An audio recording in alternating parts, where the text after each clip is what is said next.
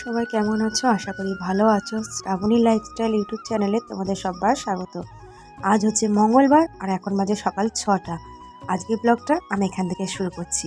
আর আজকে তোমাদের সাথে শেয়ার করব হচ্ছে আমি সকাল 6টা থেকে বেলা 2টো অবধি ঠিক কী করি আর কতটা ব্যস্ততার মধ্যে আমার সারা দিনটা কাটে। আজকে তো ভীষণ ব্যস্ত, তার কারণ আজকে হচ্ছে মেয়ের পরীক্ষা। আজ হচ্ছে মেয়ের কম্পিউটার পরীক্ষা।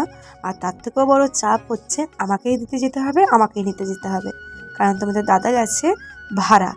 তো যেদিন ওর ভাড়া থাকে আমার ভীষণ চাপ থাকে, বিশেষ করে এই পরীক্ষার কদিন, কারণ আমাকেই সকালে ওকে দিতে যেতে হয়েছিল এবং আনতে যেতে হয়েছিল। তো ওকে দিতে যাওয়ার আগে মোটামুটি ডেলি আমি কাজবাজ সব সেরে তারপর যাচ্ছিলাম, কিন্তু আজকে যেহেতু একটু দেরি হয়ে গেছে, তারপর এবার অন্য কাজ সারতে গেলে আরও দেরি হবে। তার জন্য ভাবছি আজকে ওকে দিয়ে এসেই সব কাজ করব। শুধু বিছানাটা একটু সুন্দরভাবে গুছিয়ে যাব। তো মেয়ে উঠে পড়েছে, উঠে পড়ে একটু বইটা পড়ছিল, তা করতে করতে আমি ওকে ব্রেকফাস্ট দিয়ে দিলাম আর ওকে বললাম একটু হাই কর। ও হাই করলো।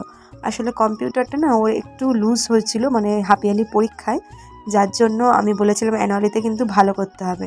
তো মেয়েটা ভীষণ চাপে আছে তার জন্য। আর এখানেই দেখো একটা পুকু বেবি এসছে আমাদের বাড়িতে বেড়াতে। তো তার খাবারটা আমি সকালে উঠেই ভিজিয়ে দিয়েছিলাম গরম জল দিয়ে। ভাবছি খেতে দিয়ে দেবো, কারণ খেতে দিয়ে দেওয়ার পর একটু পটি ফটি যা করার ও করে নেবে, তারপর খাঁচাটা আমি পরিষ্কার করে নেবো। তোমাদের দাদাভাই না থাকলে এই চাপটা আরও বিশেষ করে আমার মাথায় থাকে। এই তিনটে কুকুর কোথায় পটি করবে সেগুলো তোলা, তাদেরকে খেতে দেওয়া, তাদের জায়গা থেকে সব পরিষ্কার করা। তো এই চাপটা কিন্তু আমার আরও বেশি থাকে। তো ওকে খেতে দিয়ে দিলাম আর এখানে আরেকজন বসে বসে দেখছিল। তো সবাইকে খেতে পেতে দিয়ে নিজে রেডি হয়ে মেয়েকে চলে এসেছি রেডি করতে, কারণ আমার রেডি হতে একটু সময় লাগে, সেহেতু আমি আগে রেডি হয়ে নিয়েছি। এরপর মেয়েকে মোটামুটি জামা প্যান্ট হাফ পরিয়েছিলাম, হাফটা পরিয়ে এবার ওকে রেডি করে নেবো। আর ওর ব্রেকফাস্ট তো হয়েই গেছে, অত চাপের আর কোনো ব্যাপার নেই। খেয়ে দিয়ে রেডি করে একটু বিছানাটা গুটিয়েই বেরিয়ে যাবো মা বিটি। তাড়াতাড়ি স্কুলে যাওয়ার আরেকটা কারণ আছে, ও স্কুলের গেটে গিয়েও একটু বইটা দেখে নেয়, আসলে লাস্ট মোমেন্টের পড়া আরেকবার ভালো করেও চেক করে নেয়, যাতে পরীক্ষাটা আর ভালো হয়। বুঝতেই পারছো পরীক্ষা বলে কথা, আবার অ্যানুয়ালি, তার মানে ঠিক কতটা প্রেশার থাকে ওর মধ্যে। আর বলতে নেই আমার মেয়ে খুব ভালো রেজাল্ট করে। তো হাফ ইয়ারলিতে একটু বাজে রেজাল্ট হয়ে গেছিলো, যার জন্য ও প্রচুর পরিমাণে বকা খেয়েছে আমার কাছে। সেজন্য আমি বলেই দিয়েছিলাম অ্যানুয়ালিতে যেন ভালো রেজাল্ট হয়। সেজন্য না ও আরও বেশি প্রেশারে আছে। তবে প্রেশারের কিছু নেই, আমি ওকে বলেছি অন্তত এমন একটা রেজাল্ট করবে যেটা আমি সবাইকে দেখাতে পারি। আমার ফার্স্ট সেকেন্ড থার্ড চায় না, শুধু ভালো রেজাল্ট করো, যাতে আমি সবাইকে রেজাল্টটা দেখাতে পারি এবং বলতে পারি এইটা আমার মেয়ে করেছে রেজাল্ট। ব্যাস এইটুকুই, আর কিছু না। আর ওই যে দেখছো বাঁদরটাকে, ওটা সত্যিই গেছো বাঁদর। ওর খাটের উপরও আরও উঁচু জায়গা চায়, ও নিচু জায়গায় শুতে পারে না। আর ও প্রায় বেলা 10টা অবধি ঘুমায় জানো, মানে সবাই উঠে গেলেও ওর ঘুম ভাঙে না, ও খালি ঘুমাতে থাকে। ও ভীষণ ঘুমাতে ভালোবাসে, সেজন্য ওকে আমি বেশি ডিস্টার্ব করি না। আমি কোনোরকমভাবে বিছানাটা গুটিয়ে নিই, কোনোরকম বলবো না, পরিষ্কার পরিচ্ছন্ন করেই গুটাই। আর ও এদিক থেকে উঠে ওদিকে গিয়ে শুয়ে পড়ে। তো ও এখন ঘুমাক, ওকে আর উঠাবো না। ওই আরেকটাকে দেখলে উনি আবার সকাল সকাল উঠে পড়বে, উঠেই শুধু আমার পায়ে পায়ে ঘুরবে, ওনার ওই একটিই কাজ। তবে আমার লিজা খুব ভালো মেয়ে, ও কোনো পায়ে পায়ে ঘুরে না, ওকে একটু ঘুমাতে দিলেই হলো আর টাইম মতন খেতে দিলেই হলো। তো সকালে টিফিন লিজা করে না, লিওকেই দিতে হয় আমার। লিজা সারাদিন ঘুমাতে থাকে, করবে কখন, একটু তাড়াতাড়ি আমি খেতে দিই ওকে, আর কিছু না। তো এখানে আমি মশারিটাও চটপট গুছিয়ে নিই, কারণ দেখছি এবার 7টা বেজে গেছে মোটামুটি, আর আমাকে 7টা 15-র মধ্যে বেরোতে হবে। তো এখানে মশারি গুছাচ্ছিলাম আর মেয়ের সাথে একটু বকর বকর করছিলাম। আসলে আমার কি ব্যাপার জানো, আমি যে জিনিসটা যেখানে, সেই জিনিসটা সেখানে রাখতে বেশি পছন্দ করি। আমার ঘরদুয়ারটা তোমরা হয়তো দেখেই বুঝতে পারছো, খুব একটা সুন্দর ঘরদুয়ার নয়। সেই জন্য আমি চেষ্টা করি যে ঘরদুয়ারটা সুন্দর না হলেও জিনিসপত্র যেন মোটামুটি সব কিছুর জায়গাতেই থাকে, তাহলে অন্তত দেখতে সুন্দর লাগবে। তো এখানে মশারিটা অলমোস্ট গুটানো হয়ে গেছে। এবার ওর বড় দড়িটা দিয়ে ওকে বেঁধে আমি সুন্দর করে যেখানে থাকে সেখানে রেখে দেবো। তো চলো, রেডি তো হয়ে গেছি, এবার বেরোতে হবে। নেমে আবার স্কুটি বার করতে হবে। সকালে না এটাও একটা বড় হেডেক জানো, স্কুটিটা গ্যারেজ থেকে বার করা মানে আমার কাছে ভীষণ চাপ। তো এখানে গুটা থেকে মশারিটা কিছু ধুলোবালি পড়েছিল, সেটা একবারে আমি ঝাড় দিয়ে নিচ্ছি। আর এদিকে দেখো নেমে পড়েছি, এবার স্কুটি বার করছি। এটা হচ্ছে আমার ব্যাটারি স্কুটি, এটা আমার জন্য নেওয়া হয়েছিল, কারণ আগে পেট্রোলের স্কুটিটা একটু বড় ছিল, যেটা আমি ঠিক মতন পা পেতাম না, আর ভীষণ রিস্ক লাগতো আমার মেয়েকে নিয়ে রাস্তায় বেরোতে, সেই জন্য এই স্কুটিটা নিয়েছি। আর এই দেখো চলে এসেছি স্কুলে, এখনও গেট খুলেনি, মেয়ে লাস্ট মোমেন্টে পড়া করছিল। তো গেট খোলার পর মেয়েকে স্কুলের গেটে ঢুকিয়ে দিয়ে আমি চলে এসেছি বাড়িতে। আর বাড়িতে এসে নিচটা ঝাড় দিয়েই আগে ভাত চাপাতে চলে এসেছি। কারণ আবার 10টা বাজে আমাকে মেয়েকে আনতে যেতে হবে, তার আগে রান্নাবান্নাটা সেরে নিতে হবে। সেহেতু আমি তাড়াতাড়ি রান্নাবান্নাটা করে নিচ্ছি।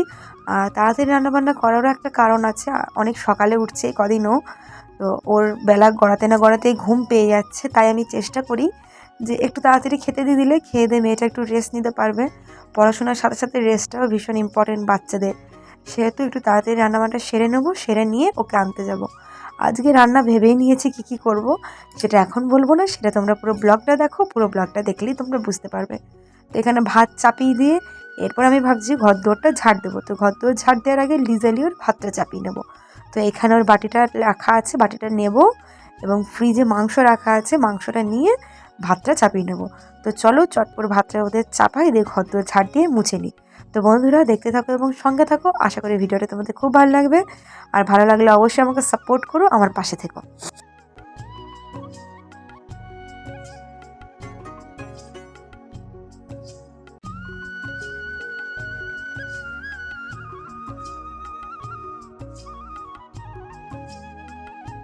তো ওইদিকে লিজালি ওর ভাত চাপিয়ে দিয়ে আমি চলে এসেছি ঘরদোর ঝাড় দিতে এবং সমস্ত ফার্নিচারগুলো পুছতে।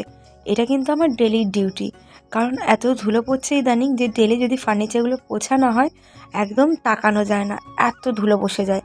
সেহেতু আমি একটা ডাস্টার নিয়ে প্রত্যেক দিন জিনিসপত্রগুলো একটু ডাস্টার করে নিই। আর আমার তো ডাস্টে অ্যালার্জি, অতএব আমাকে ভীষণ আস্তে আস্তে এবং ভালোভাবেই কাজটা সারতে হয়, যাতে আমার নাকে এবং চোখে দু জায়গাতেই যেন ডাস্ট একদম না ঢুকতে পারে। তবুও কী করব, নাক বেঁধে তো আমি কাজ করতে পারি না, আমার দম আটকিয়ে যায়, মাঝে মধ্যে একটু ধুলোবালি ঢুকেই যায়। তার জন্য ভীষণ কষ্টও হয় আমার, ভীষণ হ্যাচ্ছু হয় এবং তার সাথে সাথে শ্বাসকষ্ট হয়। কিন্তু কি করব বলো, মেয়ে ছেলের এই একটা জীবন, রোগ জ্বালা যাই হোক না কেন তাই নিয়ে তাদের চলতে হয়। নাহলে যে লোকে আবার কুড়ে বলে, বলো মেয়ে ছেলের সবেতেই দোষ, এগুলোও দোষ পিছলেও দোষ।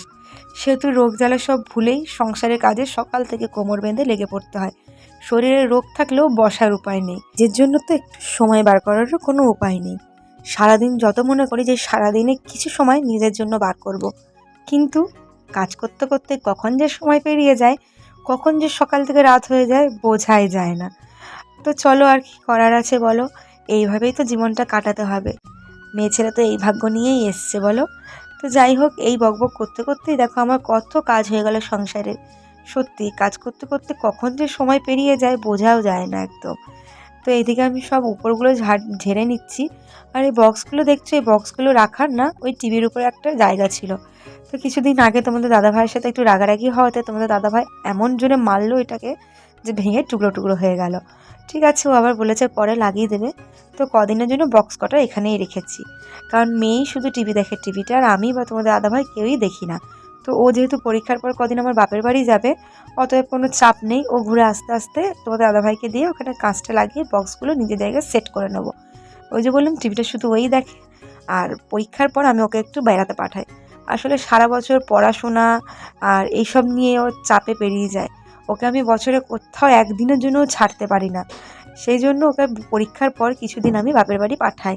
ওরও তো একটু দরকার আছে বলো, একটু খেলাধুলা, একটু ঘোরাফেরা, একটু মাইন্ড ফ্রেশ করা, যাতে আবার নেক্সট ইয়ারের পড়াশোনার জন্য ও প্রিপারেশন নিতে পারে। এবং সারা বছর যদি আমি ওকে চাপে রাখি, যদি কোথাও বেরোতে না দিই, তাহলে ও একটু বিরক্ত হয়ে যায় আর ওর মাথা কাজ করা বন্ধ করে দেয়। অতএব আমি বছরের 4টে দিন বা 5টা দিন এই অ্যানুয়ালি পরীক্ষার পর বা একটা সপ্তাহ আমি ওকে ছেড়ে দিই ওর মতন করে। ও ঘুরে বেড়ায়, নিজের ইচ্ছা মতো নিজের দিনগুলো কাটায়। তো সেই জন্য ওর পরীক্ষা শেষ হলেই, ওর পরশু পরীক্ষা শেষ, তো পরীক্ষা শেষ হলেই ভাবছি কদিনের জন্য আমার বাপের বাড়ি ওকে একটু দিয়ে আসবো। আমার আর যাওয়া হয় না জানো, এই সংসারে মায়াজালে এমন ফেসে গেছি যে নিজের জন্য বা বাপের বাড়িতে গিয়ে একটু সময় কাটাবো তাও হয়ে ওঠে না। তারপরে এই যে দেখছি আমার দুটো এঁটুলি, এই দুটোর জন্য। আসলে আমার বাবা খুব একটা কুকুর পছন্দ করে না, আর ওরা যেহেতু সবসময় বিছানাতেই থাকে আমার সাথে, তো সবসময় ওখানে গিয়েও বিছানাতেই ওদের বসা অভ্যাস, আর আমার বাবা খুব রাগ করে। যার জন্য ভাবি কারো কাছে রাগ বা কারো মুখ ঝামটা শুনবো না, নিজের বাড়িতেই থাকবো নিজের মতন করে, আর আমার সোনাপোনাগুলোকে আমার সাথেই রাখবো।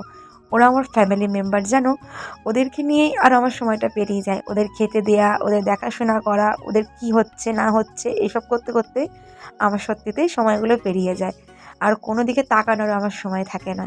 দেখো, তোমাদের সাথে কথা বলতে বলতে আমার দুটো ঘর ঝাড় দেওয়াও হয়ে গেল। এবার চটপট মুছে নেবো, কারণ ঘড়ির কাঁটাও দিকে টিক টিক টিক টিক চলছে। ও কিন্তু এক সময়ের জন্য দাঁড়ায় না, ও ওর মতন চলতে থাকে। আর ওর সাথেই আমাদের তাল দিয়ে নিত্যদিনের কাজ সারতে হয়।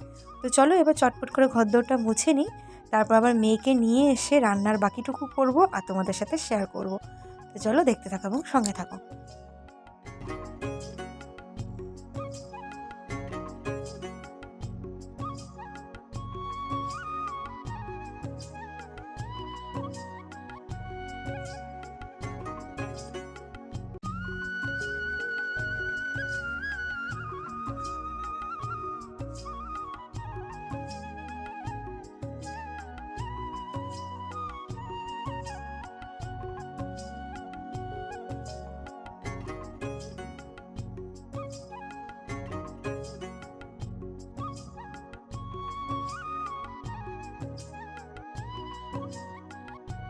ওইদিকে ঘরটর মোছা আমার হয়ে গেছে। কটা জামা প্যান্ট ছিল হাতেই কেচে নিলাম, কেচে নিয়ে সকাল সকাল রোদে দিয়ে দিলাম, তাহলে তাড়াতাড়ি শুকিয়ে যাবে। আর তার সাথে সাথে এদিকে কিছু বেডিং আছে লিওর, আর নতুন একটা বেডিং এসছে। তো পরশুদিন রাতে এত বৃষ্টি হয়েছিল আর আমার খেয়ালই ছিল না বেডিংটা তুলতে। ওই যে ছাপা চাপে নীলেতে সাদাতে ওইটা যেন দিয়ে পুরো ভিজে একদম যাতা অবস্থা হয়ে গেছিলো। তো সেটাও রোদে দিয়েছি। আর সব জামাকাপড় মোটামুটি রোদে দেওয়া হয়ে গেছে। এবার এই ঘরটা মুছে নেব। দেখো এক হাতে ভিডিও করছি আর এক হাতে ঘর মুছছি। তো চিন্তা করতে পারছো আমার কতটা ট্যালেন্ট নেই, আমার হাতটা এবার ধরে যাচ্ছে বন্ধুরা। তো মোটামুটি আমার সকালের সব কাজ কমপ্লিট হয়ে গেছে, ওইদিকে ভাতও হয়ে গেছে। আর ঘর দুয়ারটা দেখো কি সুন্দর টিপটপ করে গুছিয়ে নিয়েছি। একটু আগেই তোমাদের বলছিলাম না, ঘর দুয়ার ভাঙা হলেও যদি গুছিয়ে বাগিয়ে রাখা হয় তাহলে সেই ঘরও রাজ অট্টালিকাকে ফেল করে দেয়। আমার ঘরটাও তাই। আর আমার ঘর আমার কাছে সত্যিই রাজ অট্টালিকা, তাতে যেমনই হোক। কথাতেই আছে না, আপন জিনিস আপনের কাছে একদম সুন্দর। সেই কথাটা আমার উপরে একদম ধার্য হলো। তো সব কাজবাজ হয়ে গেছে, মেয়েকে নিয়েও চলে এসেছি। আর এদিকে রান্নাবান্নাও হয়ে গেছে। এখানে করেছি লাউ দিয়ে বড়ি দিয়ে, অনেক দিন পর করলাম জানো। আমার লাউ দিয়ে বড়ি হেব্বি লাগে খেতে, তোমাদেরও নিশ্চয়ই ভালো লাগে।